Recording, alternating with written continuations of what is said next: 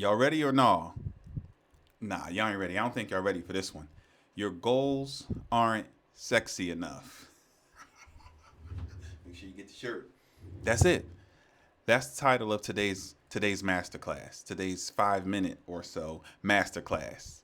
That's what we're going to dive into today. Yeah, you have goals, but they're not sexy enough. See, I've been on this mission lately, encouraging people to get their dreams back, encouraging people to set big, ginormous goals, right? Dream big. And anytime someone gives me their idea, gives me their plan, I'm like, yeah, that's cool and all, but what would 10 times that look like? And I'm having conversations with people and they're like, yeah, I have a goal, I have a dream, I want to do this, I want to do that. And I'm like, eh, something's not, it's not calling you forth. It's not pulling you to it. My mentor used to say that goals are like magnets. They pull you through. They pull you through tough times. They pull you through whatever you're going through. They pull you to keep you on track so that you can accomplish them. Your goals, though, not so much, right? They're not as magnetic as they should be. And I'm basing should off of the fact that you keep pump faking. You keep cutting corners. You keep allowing yourself to get distracted. You keep cheating yourself. You keep on pushing your timeline back, and not because things are changing, but simply because you keep procrastinating. Yeah, your goals aren't sexy enough. When your goals are sexy, when you really, really want it, ooh, and you gotta have it, oh, you'll break the rules to make that thing. Anyway, let's get into it. Your goals aren't sexy enough. So how do I make my goals sexy? I want sexy goals, right? We all want our goals to be sexy. We want to accomplish we want to get to it.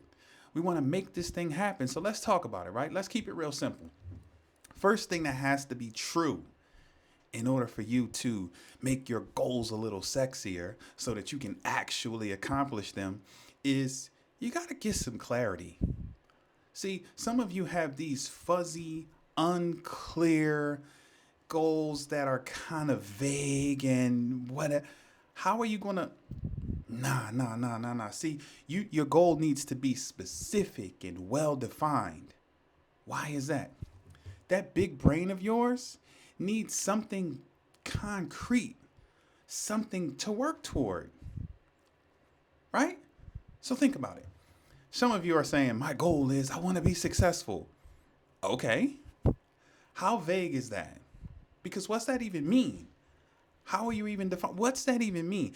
How does your brain start to strategize and come up with a plan and start to help you to set up your life so that you can be successful? That's too vague. But what if you said something like, I want to earn a promotion to a leadership position before the end of the year? See, now that's sexy. See, your brain can get behind that. You see what I'm saying? Your brain can get behind that. Okay, earn a promotion to a. Now you can start strategizing. Now you can start solving that particular problem. So you got to get some clarity. All right? That's the first thing. The second thing is a lot of you have these goals that aren't even yours. You done saw somebody post something or talk about something, or you saw somebody share their success in something they were doing, and you just picked that up. That's not even in alignment with who you are. Your goal needs to align with you, align with your values. We'll use purpose. Your goal needs to be attached to, aligned with your purpose. You have to care about your goals. Some of you have goals and you're chasing something, or you've identified something that you say you want to chase that you don't even really care about. You just, you saw Johnny do it. And so you said, oh, I can do that. I had the I can do that disease too for a very long time. I can do that. I don't even care about that. I don't even care about that particular thing. But I saw Johnny do it, so I'm gonna. Now I'm out of alignment. That's Johnny's thing, right? That doesn't have anything to do with me. That doesn't even matter to me. That's not in alignment with my purpose. So I need to set goals that align with my values, that align with who I am.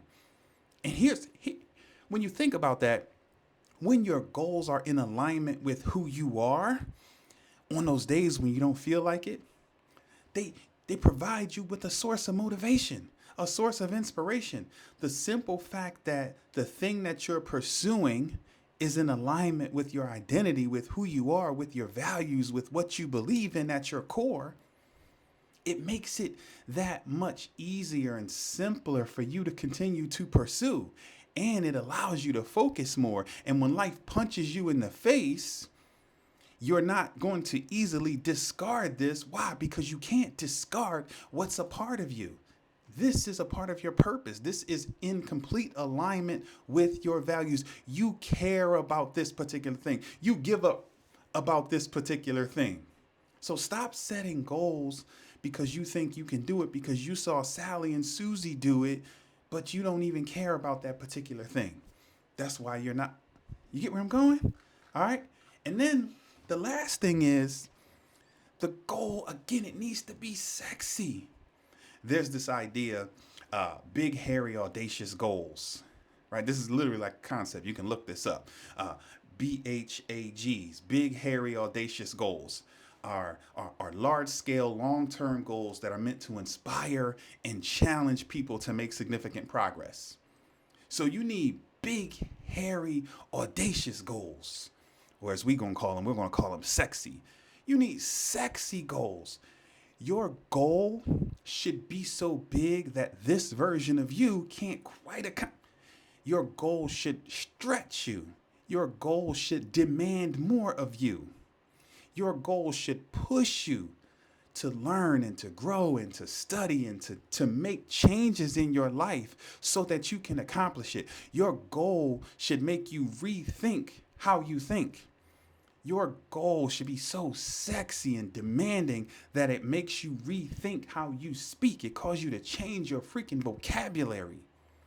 That's how strong, that's how sexy these goals need to be.